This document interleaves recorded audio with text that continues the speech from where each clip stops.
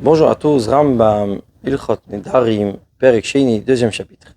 Aleph Echanan Darbiatzmo, celui qui formule un vœu de lui-même, Oshidir Ochaveru, son avis, lui a fait faire ce vœu.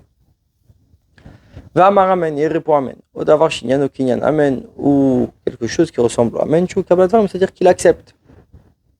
Alachabet, Veinan Oder Nes Arbadavar Shasar Alatzmo, celui qui formule ce vœu interdit sur la chose qu'il sait interdit à Tchiotsi Bisfat, avec ce qu'il le dise avec sa bouche, et qu'il sa bouche et son cœur soient égales, c'est-à-dire qu'il pense à ce qu'il dit. Comme nous l'avons expliqué par rapport au serment. Celui qui a l'intention de faire un vœu pour un nazir, et il a fait un vœu pour un korban, pour un sacrifice, ou l'intention de faire un sacrifice, et il a fait un vœu d'être nazir. Bishvoa pour un serment venadar, et il a fait un vœu. Oshin Kavelin Dorvnish bien, il a l'intention de faire un vœu, il a juré. Oshit Kavelo Marteni va Maranavim, il a l'intention de dire des figues, il a dit des raisins. Arizé Moutar Bishneem, il est autorisé des deux. Venkaneder, il n'y a pas de vœu. Parce que vœu, il faut dire ce qu'on pense. Allah Gimel, Anoder Aldat Achir. Celui qui fait un vœu en se référant à la compréhension d'autres. C'est-à-dire, Arizé qui Nish Baldat Achirim.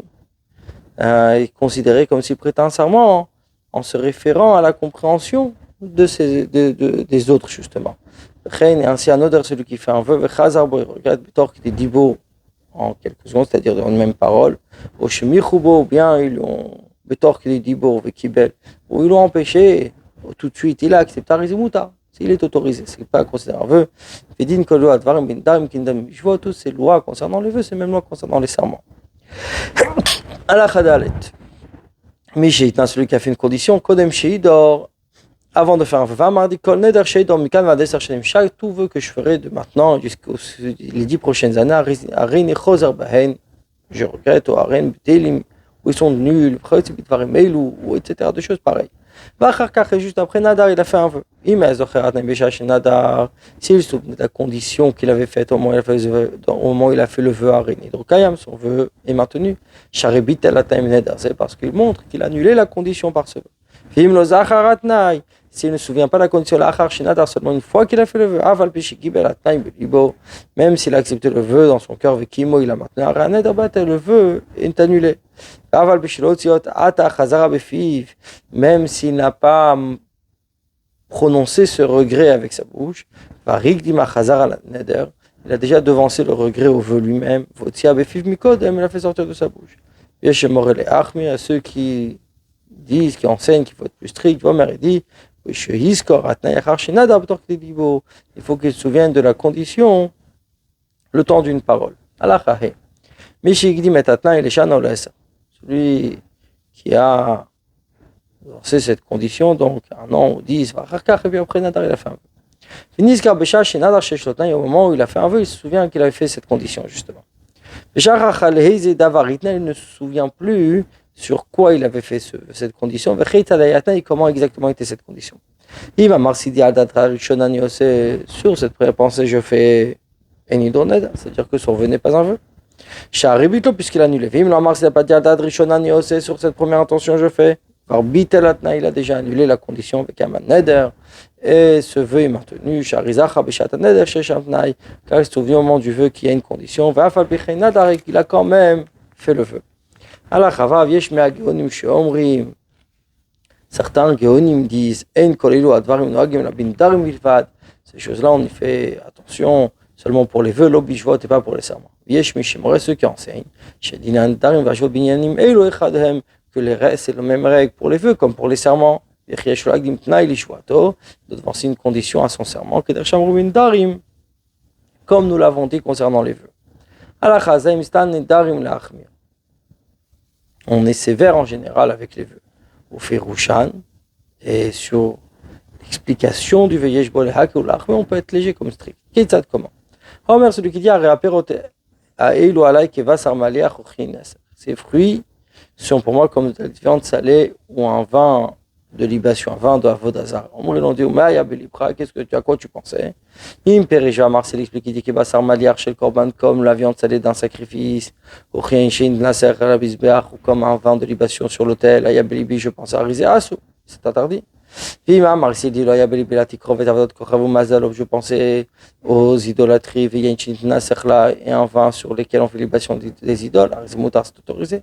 S'il a fait un vœu simplement, sans être explicite, c'est interdit.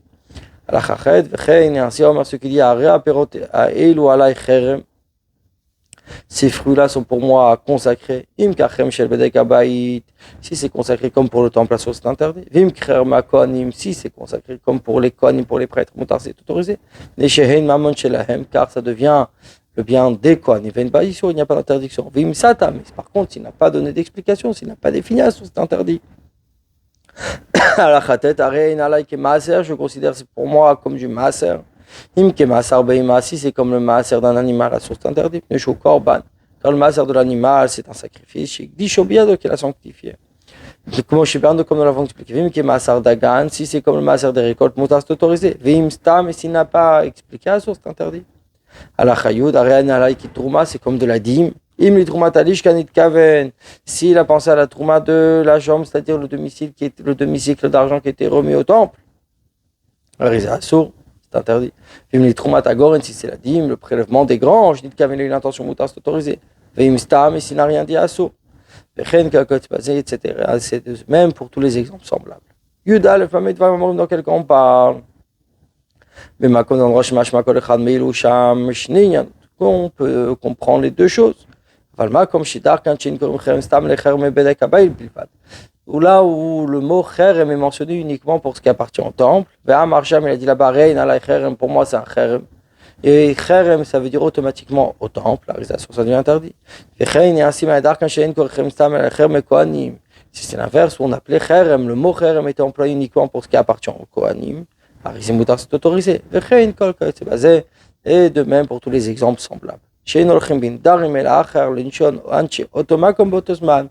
les vœux, on va selon l'habitude de langage des personnes à cet endroit-là et à ce moment-là.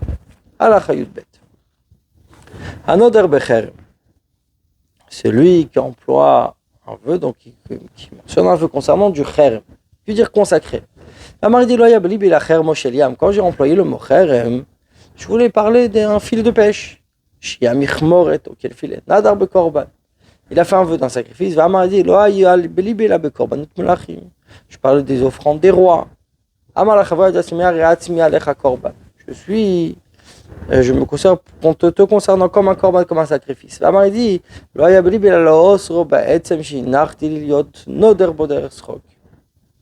je pensais seulement à t'interdire l'os que j'ai mis de côté pour moi, c'est-à-dire en rigolant. Nadar, il fait un vœu chez l'Otéan et l'Oishto, que sa femme n'aura aucun profit de lui. Je pensais à ma première femme, que j'ai déjà divorcée. Et tout ce qui peut être semblable dans ces choses, quand il explique, il dit j'ai pas pensé à ça. Tout le monde comprend qu'il veut s'interdire quelque chose. Je ne pensais pas à m'interdire cette chose-là, je pensais à autre chose. Si celui qui faisait le vœu était un érudit, Muta, il est autorisé. On n'a pas besoin de poser la question à un sage. Par contre, si c'est un ignorant, ça a l'air que c'est un vœu, que c'est interdit. On lui fait une ouverture d'ailleurs, donc on essaye de lui permettre son vœu. On lui autorise. Par contre, que ce soit un sage, un érudit, c'est-à-dire un ignorant, on les gronde. On leur approche. Concernant un vœu, on ne prend pas d'habitude pareille, on fait attention à ce qu'on dit. Qu'il ne fasse pas de vœu en rigolant. Ainsi, on dit ce qui dit à sa femme. Tu es comme ma mère. Oh, mère, celui qui dit, ces fruits sont pour moi comme une chair de cochon. Donc il n'y a pas de vœu comme on l'a expliqué. Si celui qui disait était un érudit, on n'a pas besoin de poser la question à un sage. C'est un ignorant, il faut poser la question. Et il semble que sa femme est interdite et que ses fruits lui sont interdits maintenant. Une fois qu'on lui a expliqué la gravité de la chose, on lui ouvre une ouverture, Matirin Nidron, on lui permet son vœu. Pour pas qu'il sera léger avec les vœux. Allah Chayudalet, Ha'efker. Ce qui est abandonné. Aval Pishino Neder. Même si c'est pas un vœu, c'est considéré comme un vœu qu'il n'a pas le droit de regretter. Maoua Efker, qu'est-ce que c'est? Marada. C'est quand un homme dira ces biens-là sont abandonnés pour tous. Ben Bemital Telin, que ce soit les biens mobiliers ou Ben Bekarkaot ou bien immobiliers. Quelle est la règle du Hefker de l'abandonner? C'est-à-dire celui qui vient et prend. Kana la toile a pris pour lui, ça devient la sienne. Même celui qui a abandonné lui-même, il a la même règle que tout le monde. Il revient et les acquiert à nouveau. Kanaou, il les a acquis et sont les siens. Celui qui abandonne un bien, il dit mais uniquement pour les pauvres et pas pour les riches. Et no Hefker, ça s'appelle pas abandonner. La colle jusqu'à ce qu'il abandonne pour tous, Kashmita, comme lors de la Shemitah. Celui qui abandonne ses esclaves, ses serviteurs qui sont adultes, ils acquièrent leur liberté. Par contre, les petits, celui qui vient les prendre en premier, c'est à lui qui comme tout bien mobilier. Celui qui abandonne un terrain, chacun qui vient en premier, c'est à lui. Din Torah. Selon la Torah, même s'il a abandonné devant une personne, ça s'appelle abandonner. Niftar min hamasrot est exempté du dixième, comme ce sera expliqué. Parmi divrei sofrim selon les sages, c'est abandonné jusqu'à ce qu'il fasse devant trois personnes. Qui déchayait pour que un puisse donc acquérir et les deux autres témoigner. Vraiment, ceux qui disent Ariz Hefker, c'est Hefker, c'est abandonné. Vazé et celui-là. Rachin, il se fait qu'Hefker. Le second, c'est un doute, puisqu'il a dit et celui-là, mais sans employer le mot Hefker. Vim Hamar, ici, il a dit Vezekmose, celui-là, et comme celui-ci. Oshamar, ou bien, il dit Vegamze, et aussi celui-là. Donc là, c'est un langage plus explicite. Arihit, fils Hasheni. Le deuxième a été saisi aussi avec le premier Hefker Vadaï, et c'est abandonné. Allah Chayudzaïn, Hamav Keretzadou, Velozachaba Adam, celui qui abandonne son champ. Et personne ne vient l'acquérir. Kol shlosh yamim durant 3 jours, Yachal Arzo, il peut regretter. Achar shlosh yamim, après 3 journées, Yachal Arzo, il ne peut plus regretter. Et la himken kadam vezachaba, à moins qu'il a devancé, qu'il l'a lui-même acquis, il a acquis de ce qui est abandonné. Que ce soit lui ou un autre. Allah chayutret, à Omer, ceux qui disent ça, des omufkaret, ce champ est abandonné pour une journée. Les Shabbat achad pour une semaine, les Chodesh echad pour un mois, les Shana achad pour une année, les Shavua echad pour un septennat, jusqu'à ce que lui n'acquiert ou un autre, il peut regretter. Mais chez Saraba, puisqu'il a acquis, que soit lui ou un autre, il ne peut plus regretter. Pourquoi ici il peut regretter jusqu'à ce que quelqu'un l'acquiert? Car c'est quelque chose qui n'est pas fréquent. Chez Nadamav, quelqu'un n'abandonne pas pour un temps limité. C'est la raison pour laquelle il y a cette règle particulière. Un bien abandonné. Quelqu'un vient, il garde. Il faisait attention, il doit observer chez le clé que personne ne le prenne. Il n'a pas acquis en regardant, en observant. Bio, jusqu'à ce qu'il le lève. Si c'était un bien mobilier au Yarzik, ou bien il va présenter une forme d'appartenance dans un bien immobilier qui est derrière chez Konya la Kochot, comme acquièrent des acheteurs. Bonne journée à vous.